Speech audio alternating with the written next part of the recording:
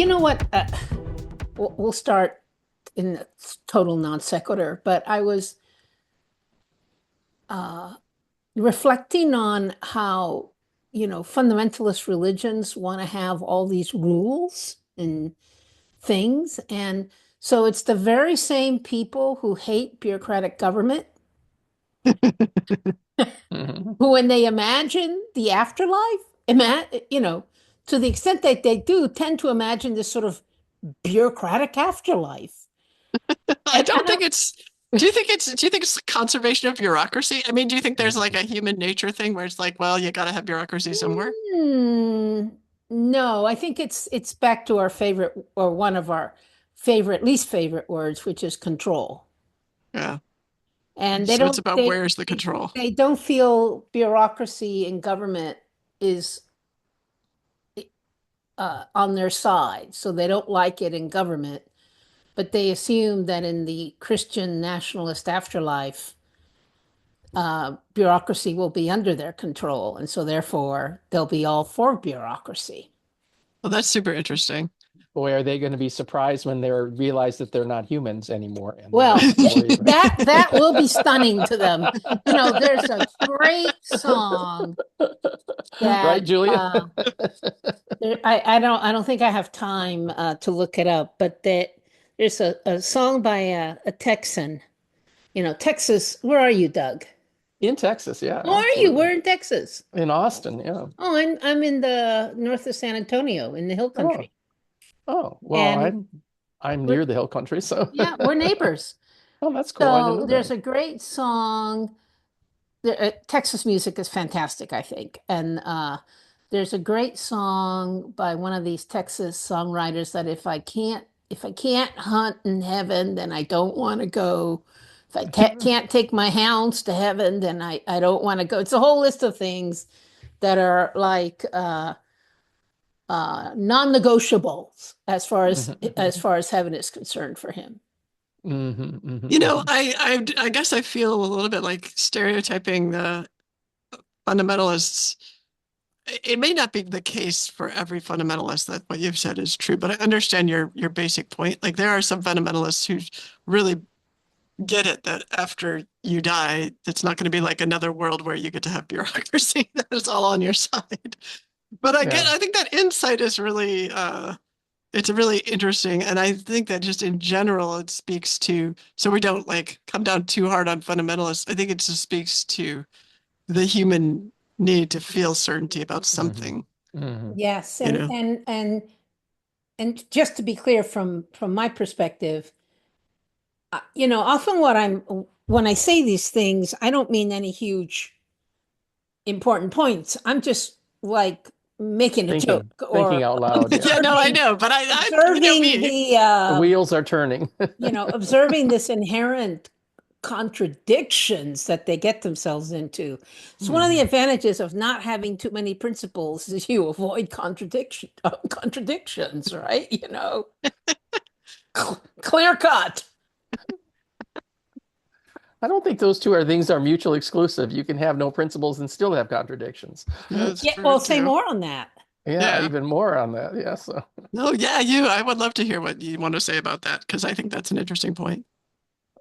me in particular, or Yes, Yeah, you. yeah, yeah. yeah, well, I mean, the point is that, like you said, you apply your rules to you, but you want to apply it to everybody else, and that ends up being a contradiction because what's good for you may not be good for everybody else, so because you're taking your goodness from your perspective versus the overall goodness for everybody else. So I mean, I'm not even going to get into the political comments about examples of that, but Wait, it's is that related to the fact that you've got like a framed white space behind you? that thing back there. Yeah. Yes. That is it's a it's a um, a Like maze. It's like a it maze, is? yeah, and it happens to be routed out of white. It's just Oh, like a so little it's like route, a and maze in relief or something? It's got like yeah, little. they had this material, and then they cut this maze into it, and I got it as as for attending this one event. Mm. They Well, had I these just little love it because it looks like you have framed white space yeah and to sort of make it yeah, special. and this is a Now it's shot. a maze. it's what do they call that when you walk the Like walk around? labyrinth or something. It's a labyrinth. Yeah, it's actually a labyrinth. And the other one is a chakra, is that chakra art, Oh. kind of from the lower chakras here on the bottom through up to the higher chakras. So it Well, gives me a Doug, little artwork behind me. okay, so please introduce yourself because you're fascinating. I met Doug at Mindfest and I was like, this guy is fascinating. Well, I always felt you were fascinating too, so I'm glad that we got to hang out with each other. I was going So to say that to start out with Mindfest, and Mindfest was the event in Florida. Yeah, in Yes. Florida. And believe it or not, Julia, that I didn't know why I was going to that event, but ultimately it ended up being a big thing. And in fact, I met two of my close friends who are interested in all the stuff I am interested, who live in Florida.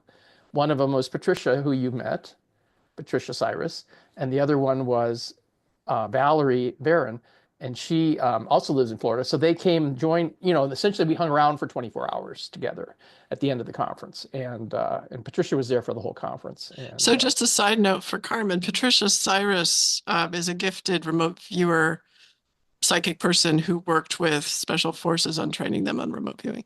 Very yeah, cool. We should absolutely. also have her on Pandas. Yeah, absolutely. She's super. And for a long time, she was keeping a very low profile because she had a job as an executive secretary at some company, so she didn't really want it. So now she's retired, so now she's coming out more. She's out of the But closet. yeah, Yeah. so I mean, obviously, you two hit it off there, Yeah. because you have the same sort of experiencer's perspective of the world and quantum stuff. And Patricia and I have known each other since we were at the Monroe Institute in 2001. So that's where we met. So we know each other for a long time. So, but anyhow, Cool. I'm Quantum Doug, and I'm interested in all things quantum because I have a PhD in quantum computing, which was sort of the icing on the cake of why I was interested in all this stuff.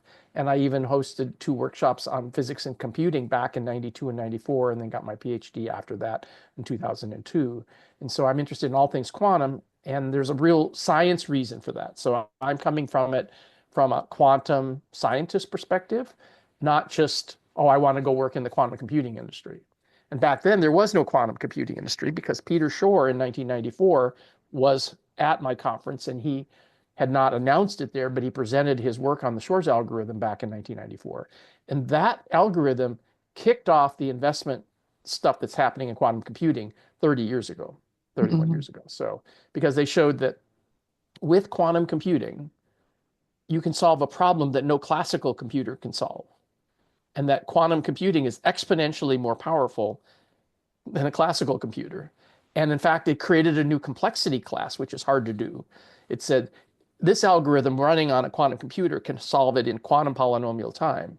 This is all science speak, but I'm just trying to show that there's science behind all this stuff, and that therefore quantum computing is exponentially more powerful than classical computing. And so my belief is the mind is a quantum computer that uses quantum facilities, because think of it, if it wasn't for the mind being quantum, we would be extinct because our brain isn't a classical computer.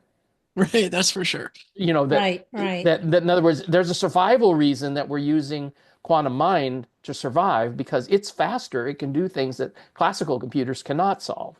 Optimization problems like escaping the saber-toothed tiger and those kinds of things. So, but Or even after precognition, getting yeah, information. right. And Yeah, so right. the whole thing after the conference, this lady, Valerie, who has her own podcast, did me a favor, and she videotaped my summary of the conference. So if you haven't seen that yet, you can go look at it at quantumdoug.com. There's a link there about the conference. And I said, and I gave a summary, and then I gave my poster session as we recorded my poster session. So people who didn't see it at the conference, like you maybe, because you were busy with other stuff too, and well, actually you were there. You were No, cheering I me on. came by. Yeah, yeah, you were cheering me on. I But the helped whole you talk, translate. I helped you translate to, yeah, and you yeah, and I were on the same page. Yeah, yeah. absolutely. And so, and then at the very end, something magical happened at the end of this conference, because I was explaining to the two ladies in breakfast, and you were many meals with us at the hotel, but not at the breakfast the following morning. And I was explaining to them the difference between superposition and concurrency, two very highly technical terms. And Let's all of a hear sudden them. I realized that quantum has a kind of built-in concurrency that it's hard for people to understand who not in the computer area, not to mention all the quantum aspects, right? But there's this concurrency parallelism that's going on in quantum stuff. And that's sort of like fundamental to the nature of the universe. And I realized, oh, that the stuff I've been working on for the last 25 years, I call bit physics. And this bit physics is essentially a little bitty computer. It's not just a storage bit. I call it hyperbits, but it's more than just a data structure. It's actually its own little computer in its own little universe because it's its own dimension. And as I was explaining that to her, I realized I need to come up with a better name for that. So as I was doing that, after I came back from the conference, I was playing with names and finally I came up with the name of, like a photon is the simplest unit of electromagnetic energy, a photon. I says the simplest unit of existence would be an existon. So I came up with the new name, Wait, why did you existon. need that rather than just a bit? Like if existence is equivalent to information, but are you saying that it's not? I Okay, we wanted have to to get call it a into this. being, a biton, or a being on, or something like Hmm. that, and those just didn't play with the words. So I Yeah, came up with the word exist on, this is so existon, cool. But and why? But why isn't it just a bit? it It's is more a than a bit, but it bit. turns out it's more than that, and that's the big Yeah. news. I was sitting there describing this to a friend of mine who's quite psychic, even more than the other two ladies I was just talking about, and she says the existons greet you and say they like your new name for them. And I Oh, was going, what? What? It turns out that this thing that I've been working on for 25 years and it has been my unconscious and subconscious guidance for all this long is its own primitive consciousness. In fact, Is it primitive? it's the primitive unit of consciousness in the universe. Primitive And in it that sense. has it has this mathematical property as well. So it took a mathematician to figure this out and to come up with this label for it. And then they said, and now with the help of your friend, we now have a keyboard to talk to you directly rather than just through intuition. Okay, And we're I gonna was just have like to. blown away. I feel like somehow I'm listening to the words, but Yeah. that's Yeah. about it. It Yeah. up. Let's back I it know. So, up. okay. So anyhow, that's the big story as a result of the conference that you and I attended, And is that Julia. part of your summary? Yeah, it was something that I think I sent that to you that I included No, the that. one on your No, website that we can you link to have that we for. can listen Oh, to. oh yeah. So I even created a no, my own new subdomain, existons.one. And so now it's going to link, you just go to that existons.one and it's going to have all the stuff I have about existons on there. Right now there's two things on it, but I've been talking Existons All dot right. what? dot .one as instead of .com, it's .one. Dot one, yeah. Okay, Yeah. And Doug, what's so yeah, and so I'm stopping you for a second because I okay. was at your paper when you were Yeah, giving and your I poster. hadn't And invented this yet. This is all new. I know. And I was there trying to help you translate what you were saying into language that other people Yeah. can hear because I know that your mind does like 30 steps and then you're like, and so Yeah. I'm wondering Agreed. if we can unpack Yes. step by step this existon thing because back when you said when you were talking about okay so I'm playing with this computer it's just like a bit but it's in its own universe I'm like how do you know that and what do you Yes. mean and Yeah, then when exactly. you're like but also it's not just a bit it's also combined with life in some way I'm like well how do you know that and what do you mean so do you And then a feel like you can psychic told you that they're yes Well, happy with the name you've given them. and you That's exactly. what And seem I like heard. I perfectly That's was what I heard. surprised by that. I was surprised by that. In retrospect, I'm not surprised because I've been guided to work on consciousness. And so I didn't like the word consciousness, but think about it. Electrons are discrete, quantized. Everything's quantized, right? wait In wait wait regular now physics. hold on I need to you're I'm very going too you're fast. no it's just that I can't tell. I need to have a roadmap. I can't Perfect. tell. Perfect. Just we're very nonlinear on this show, but we try to like be linear enough so that people can grasp it. And I know that if I'm not getting it, then people aren't getting it. It's your show. So I can't tell if you're about to go into an explanation of something else or if you're trying to explain the original thing. I'm just giving more properties of this historical discovery. Okay, the don't give event any that we properties discovered. of the historical discovery for a second. If Okay. you'd be willing to let us guide you on this journey of how to Perfect. explain this, Perfect. I would start with, and this would be my question to you. When you said the thing about, I realized I was studying a very small computer that was like in its own dimension. What the hell does that mean? Okay. So my work for the last 25 years was to work on a representation that used bits as its primary representation that was compatible with physics. Right. So a bit All right, is a so I'm one going or to a stop you zero. right there. And I'm going to ask you what you mean by bit. Now, I Okay. understand a bit in the context of, Computer. kilobits and, Yeah, exactly. mega, but bits and bytes, are they the same thing? What do you mean by bit? Okay. So in the original definition of bits, it's literally the smallest distinction you can make. It's either heads or tails. And that's another word for bit, is a distinction. And Okay. it's a two-value distinction, either plus or minus, heads or tails, yes or no. It's the smallest distinction that you can make. Now, let And me ask you a question and right that there. has a commonality between physics and computer science. So we'll go Let into me that just if you ask has you needed. a question right there. Okay. Is a bit the toggle, or is the bit one or the other side of the toggle, or is it both sides of the toggle It's simultaneously, it's an right? abstract representation. It's an abstract representation for that you can distinguish between two things. So it's the toggle. The bit It's is the the the toggle. bit Yeah, is the it's a toggle. Up representation or for down, on or distinction. off, yes. Yes. Yeah. So And it's you can like an you can empty physically box. represent that as a switch on and off. Yes. A It's coin, like that heads or image tails. behind you, right? Yeah, yeah, It's a representation that is a container for something, yeah, right? And then the thing itself is a one or a zero, yeah. And there's black or many white. ways to represent that. I just gave you 3 or 4 examples. Okay. Okay. But mathematically, you can represent that.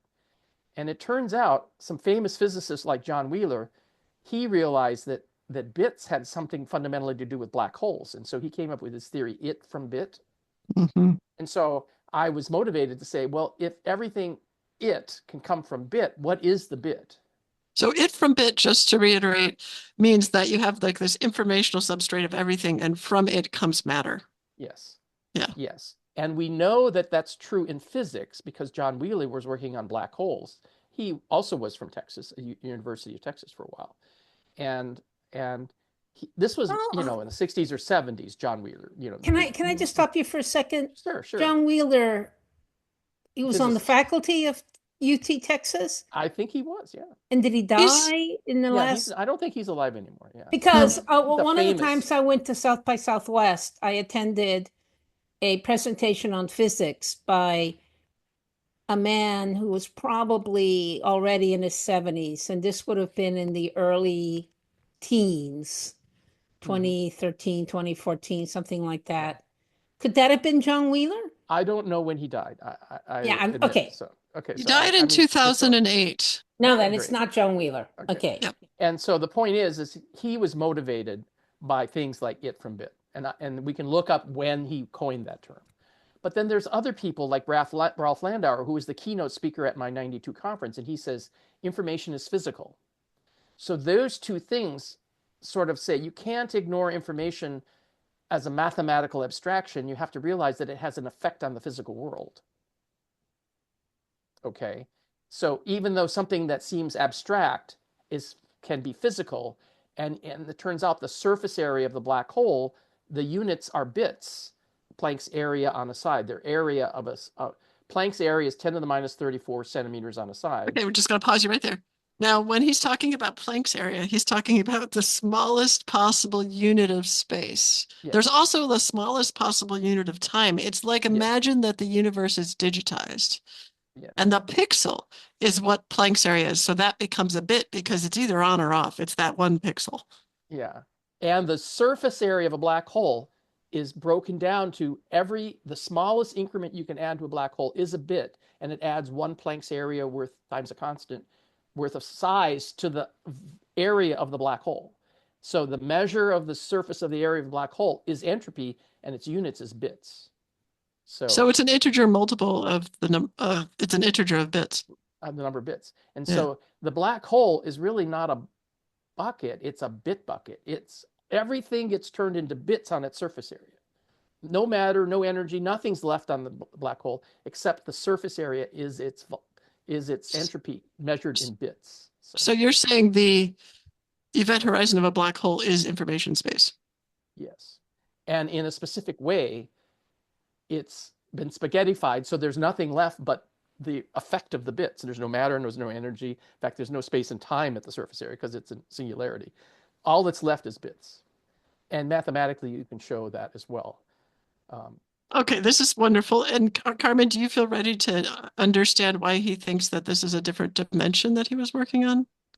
As ready as I will be, yes. Okay. I'm So the taking next notes thing I because I did is- realize I'm editing this one, and I'm like, Okay, okay. so the key here is I decided that it would be useful to come up with a bits representation that's not computer science, not like Shannon, not like anybody else, but a math that was useful so that it was compatible with physics. And so it turns out there was one such a thing. It's called geometric algebra. A generalization is called Clifford algebra. And it basically says I can have a million-dimensional space. So, Timing you out for a second, isn't there an approach to quantum mechanics that uses this same yes. algebra? So you don't have to do the continuous. Okay. Thank Yes. Hilbert spaces are a high-dimensional space. As it turns Okay. out. Okay. Thank you. And so for my PhD, I hated Hilbert spaces. I didn't like matrix math. So literally my PhD was an alternative math to do quantum computing in. That was my novel thing back in 1998 to 2002, 25 years ago. So this friend of mine who worked with the Alternate Natural Philosophy Association, he had this mathematical model, which is based on geometric algebra. And so he taught me how to do the math. And then we realized we had to build a tool. So my PhD literally was building a tool to solve these, like a Mathematica, a math tool to solve these geometric algebra expressions. And so I've been supporting that for 25 years now. So this math. Wow. Tool. So you can do real science with this math tool and find properties of it. So I proved for my dissertation that if only you have bits and you don't even assume space, time, matter, or energy, you don't assume any of that. All you have is bits.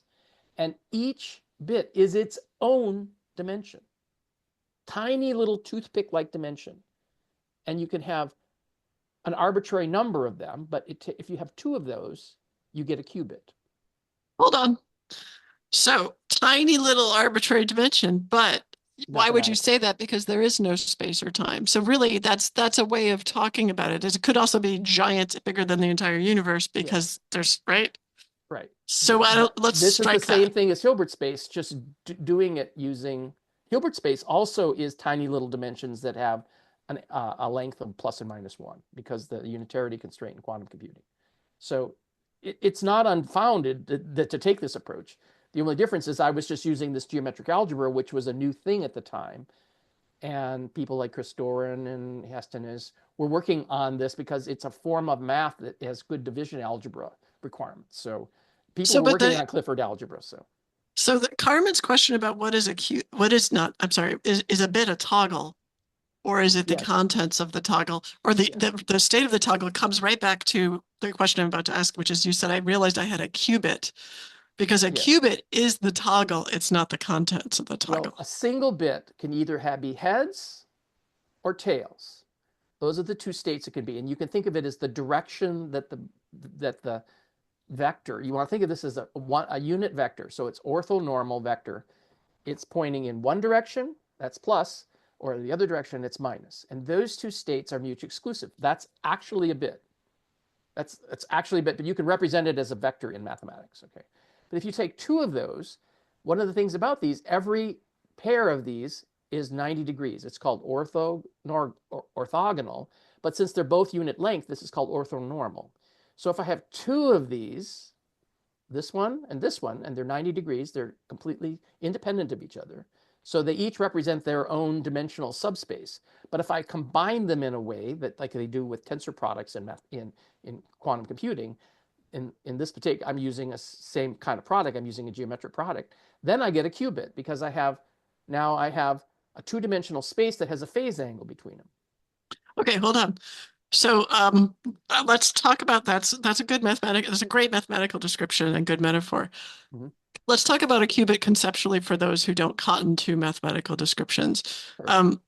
So like my mind is the qubit is a possibility for a one or a zero without like it to me the qubit is like a toggle. It's a possibility of a one or a zero. And it could be anywhere in between. It's a slider rather than a toggle. We were talking about this recently on another pan. It's a slider. And that gives you that when you're talking about phase angle, But that's this like having a angle, that is yeah, like the slider, yes. And yeah, this phase angle exactly. is and regular Hilbert space treats it the same way. And Right. it And shows up in both maths. so a qubit is a whereas in a classical computing, a bit is a representation is it's either a one or a zero, there's no in between. Mm-hmm. A qubit is saying it could be in any place in between a zero and a one, and it could be in those places simultaneously. Yes. Yes, absolutely. So does Carmen, are you following? And is this interesting to you? It's interesting to me, Yes. but and I don't think, I mean, I could not explain this back because I'm not at that level of understanding, nor do we want to spend the amount of time. I spent 5 years getting to that point. It would take me to get to that level of understanding, but But the key so I have a stupid question because I like to ask Sure, stupid no questions. stupid questions. So when you talked about this and you talked about the slider, I'm not sure how the slider concept is because it can be in consistent with any its position. well, like but you said coin that's earlier that it can be spinning. on or off, but now Well, you're remember, suggesting, and what I heard you suggest is that there's actually this third thing where there could be an infinite number of positions in here. well, just remember, a single bit can either be heads or tail, and Right. they are mutually exclusive. But when you have a qubit, you actually have 2 bits. Ah, So now you have a complex system that's a 2-dimensional thing and instead of a is the 1-dimensional. space between these two gods This is like the an area. dimension? Each one of these is its own dimensions. And Okay. so now you can have a state that's somewhere in between. It's either Yeah, think of it as think if I had a coin and I was spinning a qubit is like a coin Right. that's spinning. I don't know whether it's heads or tails yet. It's the probability of either one. And Yes. eventually when I measure it, it stops and then it's either heads or tails. Right. You very rarely are going to have a coin stop on its edge, right? So quantum computing is the art of massaging possibilities and understanding if you massage possibilities in one way, it can lead to one kind of calculation and you massage it another way. So there's these quantum gates that can take these possibilities and then usher them, but you haven't yet decided what the actual event is. It's the possibilities that you're manipulating. And so the key here is that I showed for my PhD 22 years ago that said that using only these mathematical bits, these simple little ones or zeros, either this way or this way, right? And having 2 of those, that you could produce all the behavior of a qubit using bits as the basis for it. It produced all the behaviors of a qubit in all the operators and all the states and all the phase angles. And then I also showed that if you had 2 qubits, so you have 2 here and 2 here, 2 dimensions here and 2 dimensions here, that's a 4-dimensional space. It produces entanglement too, mathematically equivalent to the entanglement that we see. It's like classically induced entanglement. Yes, and the key is that whether it's done in Hilbert space or geometric algebra, it's a 4-dimensional thing. And you can't, it looks like spooky action at a distance to people because it's a 4-dimensional thing trying to be thought about being represented in 3 dimensions, which there's an extra dimension there. So that's why everybody has trouble with entanglement. They're trying to think it's 3-dimensional. And in fact, all of quantum computing assumes that it's embedded in 3-dimensional space, but really mathematically, it's an arbitrary dimensional space. So that was where the deep thinking that I did came to be. And that's where this kind of come up with a new name, because these dimensions were more than just dimensions. Think about is every computer needs something as its computational resources, space or time, memory or CPUs, right? Those are computational resources in our classical computers. Well, this mathematics that supports qubits and e-bits, entangled bits from math, has to have a computational resource. Well, what is it? Dimensions. Dimensions is the computational resource, and each one of them is its own little universe that co-joins with the other one to produce these behaviors that are non-deterministic. Question. Is there conservation of dimensions? In other words, will there be like, if you take too many dimensions for this process is another area, like, well, we can't actually do that computation because this other process is hogging all the dimensions. There are no limit to the number of dimensions because they're mathematical. Well, do we know that, or is that what you believe? Can you prove that? Well, put it this way. If you produce this algorithm that I talked to you about, Shor's algorithm before, it turns out that if you take 2 qubits, the number of possible states it can be in is 2 to the n, where n is the number of qubits, or q is the number of qubits. So if you have a 300 qubit register, quantum register, and you put it in superposition state, it has 2 to the 300th unique states. And each one of those is orthogonal to all the others. So where are those dimensions if they're not in a mathematical abstract space? Well, I guess what I'm saying is if the universe is it from bit, then information and how it's processed has an impact on our physical reality. And So I'm talking about representation rather than computation initially. yes, but I don't know do we know that there's no difference between representation and computation? So if you have 2 to the 300th states possible with a 300-bit qubit quantum register isn't that big physically. They can build them now. Yeah. But the state space produced by that is 2 to the 300th. That is more states that are mathematically orthogonal to each other, bigger than the number of particles in the known universe. Oh yeah, no, I agree. But my question is like, there's all these error correction problems and all these problems with quantum computing is it possible that they occur because we don't realize that there's a conservation of dimension that we're basically violating? So we're not actually getting the computational space we think we're getting. So every qubit and an e-bit that's in the universe has its own private 4-dimensional space. 2 or 4 dimensions. I don't believe in privacy. I don't believe. Do you actually believe those are private? They're private dimensions because otherwise the entangled state would interact with the other entangled states. But they do. No, only when they've been coupled.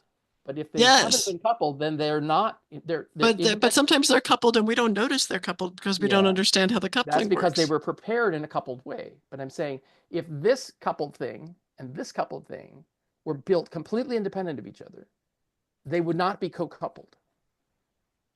Well, according to the rules, they wouldn't be in the same space. According to the rules that only the past affects the future. But if the future affects the past, which we kind of know you can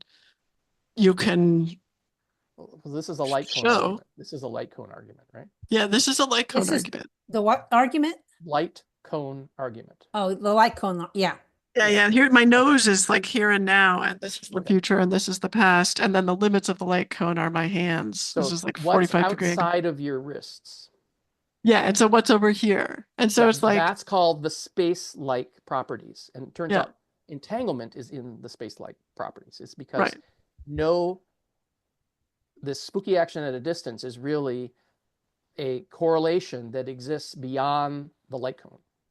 Right. Which is why he didn't like it. Einstein didn't like it. Well, and why it gets irritating. That's why. So in order to support, if you can take any quantum register that has 2 qubits in there and you can entangle them, that means the primitive states of that quantum register have to be space-like to begin with. Otherwise, I can't create a space-like thing that's entanglement.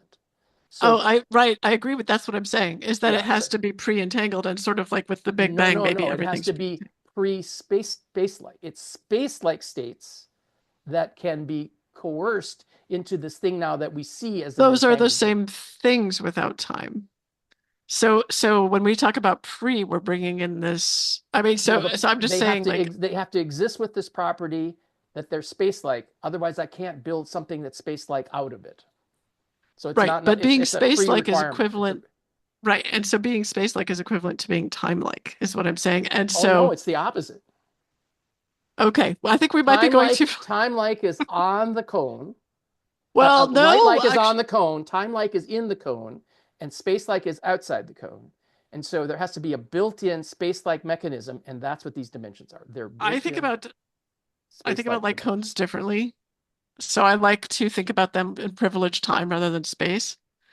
And so I like, oh, outside the cone is time-like. This is, you see, and so Okay, it's, that's a little bit different than the definition of the I way know physics most talk people, about that. Essentially, anything on the cone is light-like. yeah, Anything in the cone is time-like because they're slower than the speed of light. And right. anything outside the cone is space-like because it can't be reached by the speed of light. It's outside the where that you can have a Right. causal connection between And them. I think you could make an orthogonal representation where that's exactly the opposite because of space and time. But okay, No, but you know what? This is getting too into the weeds. I'm going to Yeah. ask a very well, it's not It's really exciting though. it's not going to be a mundane question, I don't think, but it's clearly what has entered my mind because I'm about to spit it out while I've been listening to the two of you trying to understand what you're saying. So when and it's going to take a little setup, okay? When Christianity slash Judaism, really Christianity, became embraced by the Roman bureaucracy Mhm. in around 300 CE. Mhm.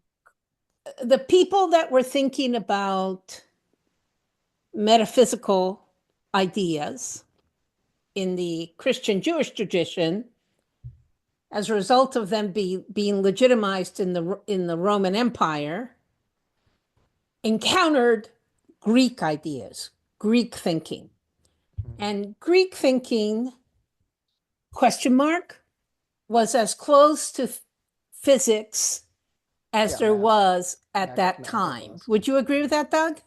Well, I would say math and philosophy, yeah, that Math, they, yeah. I mean, yeah, right, yeah, and so as a result of deep this thoughts. contact between whatever we want to call this Christian Jewish tradition with these Greek philosophical kind of early physics. I mean, there was some Greek who, at least in the Western tradition, was the first one to come up with the concept of the atom. And Mhm. I think Aristotle dabbles in some of that as well. That contact between the two led Christianity and then Islam and Jewish to come up with concepts that, according to biblical scholars, did not previously exist. So, for example, Mhm. they came up with concepts like infinity, and they came Mhm. up with concepts like all knowing, and just concepts that are Mhm. really interesting, Mhm. and you can kind of trace them back to Like physics. zero. Yeah, you can, Yeah, and like zero, right? yeah, So exactly. the argument is that, in the 800 BC and 400 BC, all these religious traditions in the Fertile Crescent were kind of vulgar, common, having to do with survival. They were not mystical. They were not particularly thoughtful. It was a vengeful God who was throwing lightning It bolts needed out sacrifices at and you, and you need sacrifices. And then yeah. they hit the Greek classic philosophy, natural law stuff, and they went, oh, and then all this fruitful new ideas emerged. So the Mhm. question I have is, will there be such a encounter between the spiritual and all these new quantum physics ideas, and The how will science. that, I don't even know how to ask a sophisticated enough question. So my assumption is that at some point, uh, common man and common man's understanding of itself will have to confront these other things, These other ideas, and yeah. and then a new revelation Mhm. will occur. So I'm interested in your, first, do you understand what I'm saying? Yeah, for I do, one. yeah. And Well, two, do you have any yeah, comments on it? yeah. I mean, I tried to come up with a label for what I've been doing, for 25 years, right? And so um, back 5 years ago, I wrote this book called Deep Reality, and I coined the term. And this was a co-authored with Bill Tiller, the famous Bill Tiller, Oh, and now he's passed away since the book was released. And and I came up with the term source science because I didn't want to use the term spirited science. I wanted to have source as the source of everything, which includes the subjective and the objective, right?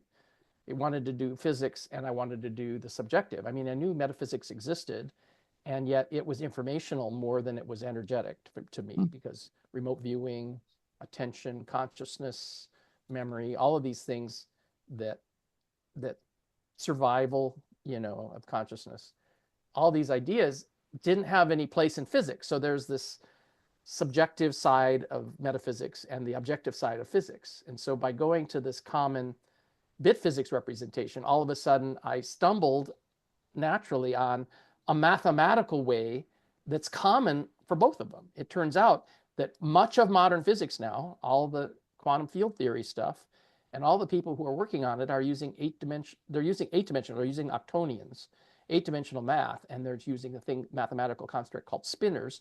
And these are all using geometric algebra and Clifford algebras also. Spinors for Beginners is a 22 episode physics mathematical treatise on spinors and how you can do all of physics using these spinors, and it defines all the particles and all the spin 1/2 particles, all the spin 1 particles. It's, I mean, I ran what into this about, and is there a Schrodinger's equation version of the spinners? well, the spinors are more for particles than they are for Hmm. quantum computing. Hmm. And so, but the question is, does it handle space-time geometry as well, like Minkowski space? And the answer is yes. So they have a Dirac spinor. And just like there's Dirac's equation, which is a generalized version of Schrodinger's equation, right? So they're trying to include quantum computing, quantum ideas and relativistic ideas. So spinors, there is a Dirac spinor, which is a space-time version of that. So are you saying, because you said this in response to Carmen's question, and I'm trying to draw the relationship between Yeah. your answer and Carmen's question.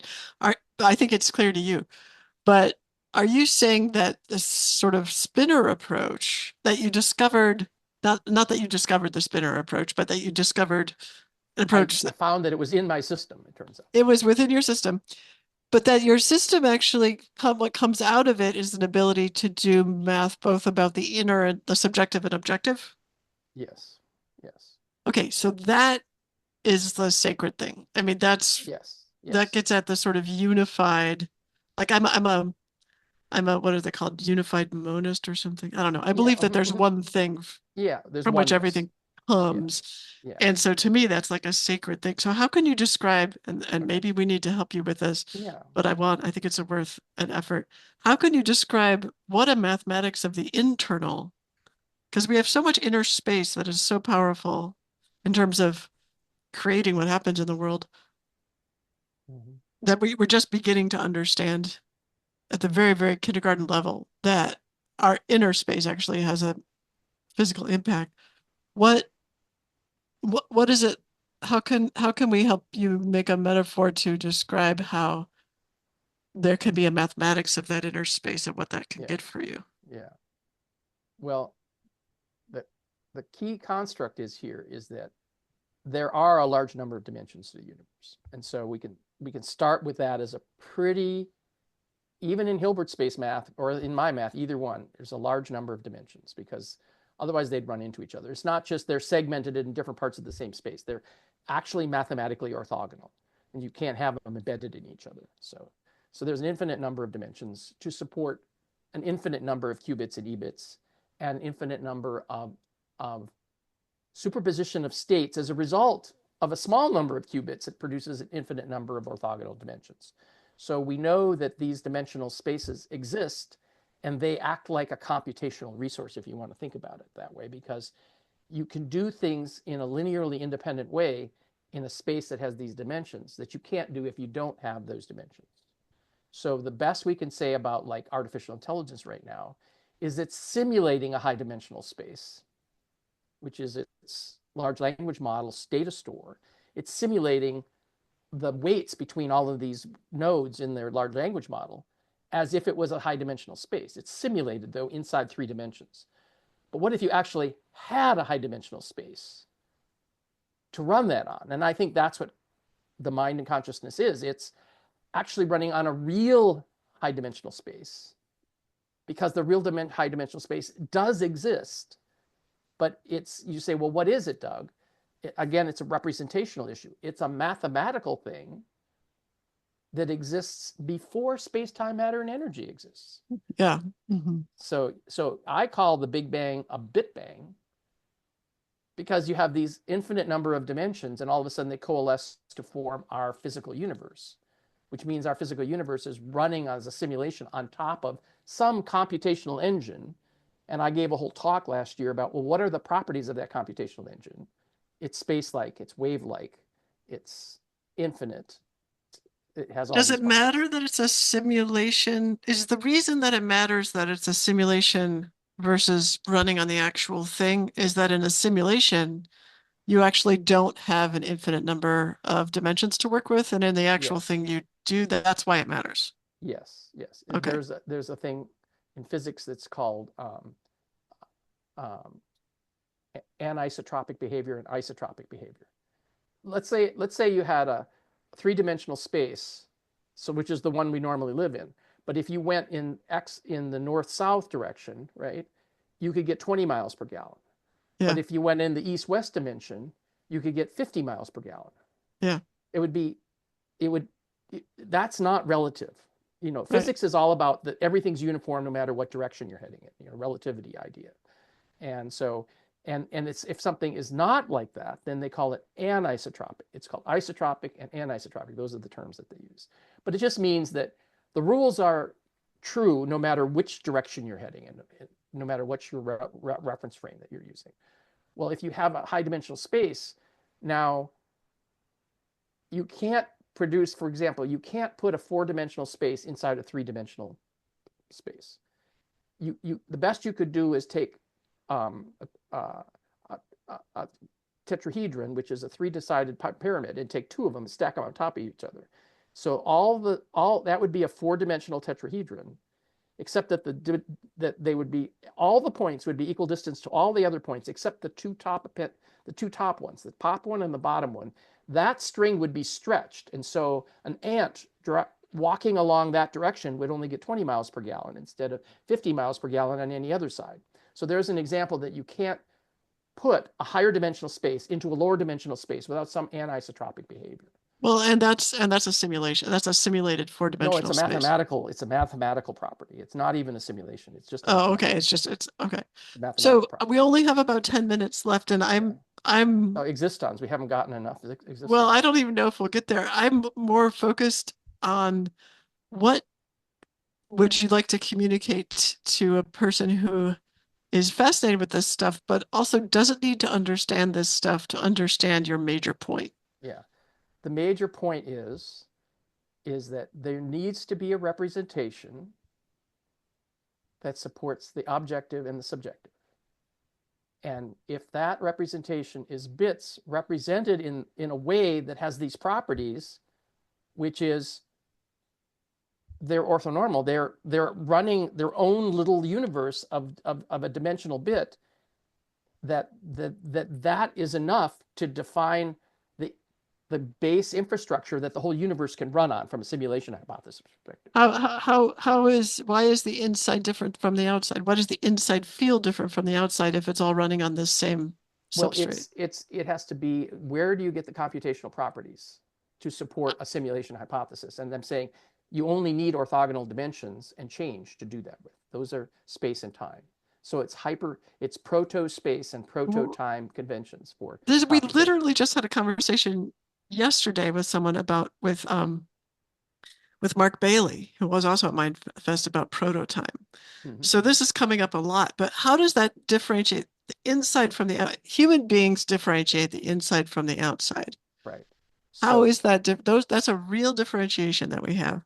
you, Does that come out of this math, the differentiation, or is yes, it just the yes. unity? Because if you have like 3 qubits, you have the internal states, even though you have only 3 qubits from the external geometry perspective, Yeah. the internal states are 2 to the 8th states. And Oh, those got 2 to it. the 8th, those 2 to the 8th states are actually either can be there or not be there. Got it. And they can be So, mixtures of those. So you can have yes. 2 to the 8th, all simultaneous states, which is why quantum computing is different than classical computing. And it's why human beings are TARDISes, right? The inside is bigger than the outside. So the internal Yes. states are all the possibilities. The outside are Yes. the actualities. Yeah, and if you have a million dimensions, you have 2 to the million dimensions possible internal states, even though you have a small number of countable external dimensions. And then Okay, I why? understood that. I Okay. understood pretty clearly. That, Yeah. as far as And I so am and concerned. so what surprised me though was when I came up with this name to help talk about that this thing is more than just a bit. It's an It's existon. more than just a data structure. I called existons. And then they started talking to me. It's like they said, not only is it mathematical, like you were talking about it, but it's also the primitive consciousness. And then I've had a dialogue, like a channeling session with these existons using this friend of mine. And I said, are you the primitive unit of consciousness? And they go, yes. And I said, if you are God, then you always see this beam of light, which is God, the source, and it has all this stuff coming out of it. Are all that stuff coming out of God existons? And they go, yes. So, So, so so when you're talking, consciousness is built in from the beginning, okay. But and when you're mathematically. talking, when, so when you're talking about your conversation with the channeler, Mhm. you act like, and I'm not saying that this is a bad idea. I'm just saying I notice that you act like that is like a fact. Like you know that she was talking to existons and you know that that information is correct. And what I'm saying is, I'm similar when I'm working with a psychic who I know is gifted, but I always keep in mind that people could be wrong and they could have their own reasons for saying things, etc. Yeah. Where are So you on that? Or do you just go, yeah, okay, no, that's the deal? I'm first of all, this is an idea that I didn't expect, and this lady couldn't have invented this necessarily. I'm just saying she didn't invent this. It just it organically came up. Okay, and so what I'm trying to do is corroborate this. I'm trying to find other people who are channelers. Essentially, the existons form their own group consciousness. And one of the things I'm interested with telepathy tapes is also group consciousness ideas because they're related. Okay. And light language. Those are the 3 things I'm focusing on from a representational perspective. Light language quickly. Light language is when someone is telepathically connected to some spiritual being or some even other consciousness, and then speaks a language through that, like a channel, but a conscious channel, a language that seems like a foreign language. Like speaking in tongues. Yes. And if you go to Light Language Conference on YouTube, there's a whole bunch of examples. There's 10 people out there. And there's a Light Language Conference coming up at the end of May. It's a virtual conference, lightlanguageconference.com. And I'm attending that because these are people who, interesting to say, it ties telepathy, group consciousness, and light language all together. And these people are kind of cutting edge of what the representation of mind is to support that phenomenon. And so, Okay. I know we're probably at time, but I have one last mundane question or comment to make. So back in, 400 BCE,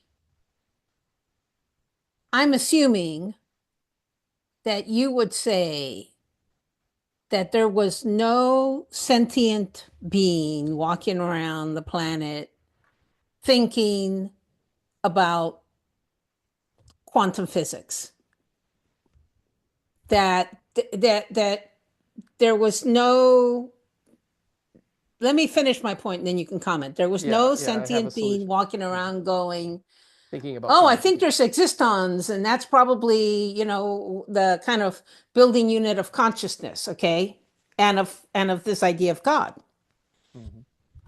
Now, here we are, 2025, and we have this whole completely different mega layer of science, ideas, philosophy. Presumably, this will enable a whole series of additional revelations. In other words, my question is, quantum is not the end, it's the beginning of who knows what. Sounds like you read my book already. No, I haven't, but because I believe that think of the mind as not being quantum, the mind being math, and this math is more primitive. This math of the dimensionality is more primitive than the structure of quantum. Quantum is built on that too. So the question is there anything more primitive than bits? And I think the answer is no, but it's in the same way that when you go from classical to quantum, the rules change. When you go to bits that are dimensional bits, the rules change too. It's powerful enough to simulate all of quantum. Now, I'm not the only guy saying this. See, two people in particular, Tom Campbell and Federico Fegin, he's Italian, both have books out and both have podcasts with millions of views saying consciousness is primitive and the universe is a simulation hypothesis. They both say that. And they made compelling arguments that says, look, you can't have something that's inanimate and all of a sudden, presto changeo, magic, consciousness appears out of inanimacy. He says, no, it has to be somehow built in from the beginning.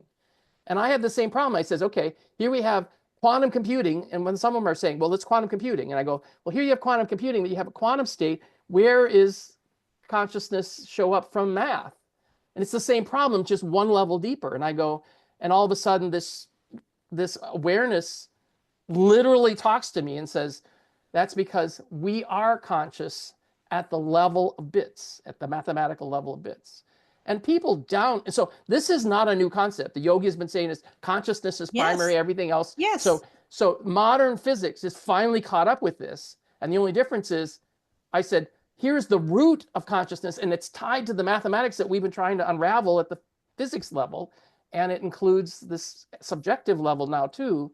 And so look at Tom Campbell and at Federico Fegin. They both have millions of views on podcasts for their work. And this all of a sudden is a mechanism to say, oh, consciousness could be built in. So everything can be conscious. Even empty space-time can be conscious because it's quantum foamed. It's built out of these primitive mathematical structures. So Existon. Existon is a beautiful, beautiful name. Yeah, I do like that. Do you know it's French? No. New existon. It's the verb for we exist. exist. And so New in my book, I talk about how the mind has to be both a noun and a verb. And I use the term verb noun. So this word existon is a verb noun, even though I didn't expect it to be when it started. Well, that's awesome. So anyhow, this is what I've been doing since we talked. Julia. This conversation can go on a long time, but unfortunately, I actually have to go. I'm flying back to DC in a couple of hours, so I have to stop and end the recording so that it downloads before I have to leave the house. So it was nice to meet you, Carmen. It was lovely to meet you. I've got real physical parameters. Space and time are existing over at Carmen's house. Really, they're right here. They're right over my shoulder. And Julia, thank you for your detailed questions. As usual, I was expecting you to do this, so yes, this is good. And good. Yeah, let's go on a deep dive. And we'll put a link to, I know that you actually have some technologies that you've built that actually help people create healing spaces for themselves out of this mathematics. And so I want to put a link to that in the description and stuff. This guy back here. Yeah. Our wish unit, it's creating coherent spaces. It's a quantum resonance device. And so it's not scalar, it's not EMF. It's math. It's in this class. It's in this class, Math Mind. So I put out a call for math intuitives to contact me. That's really cool. Well, that's for sure not me. Not medical intuitives, but math intuitives. I am not. You and I should talk. I think I might be a math intuitive. I am not. There you go. For sure. I bet you are, because you have the curiosity about all this stuff. Well, and I think about things differently. So anyway, this is amazing. Thank you.